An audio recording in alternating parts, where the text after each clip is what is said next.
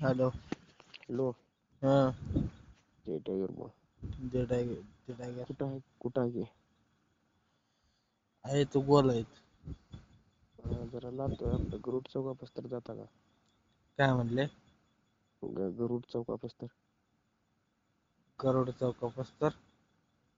हम्म. काय विषय काय?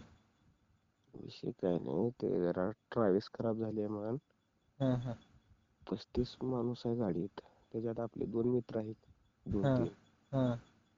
ते ड्रायव्हर किन्नर कोणी बी नाही जिकडे तिकडे फाकलेत म्हणून. हा.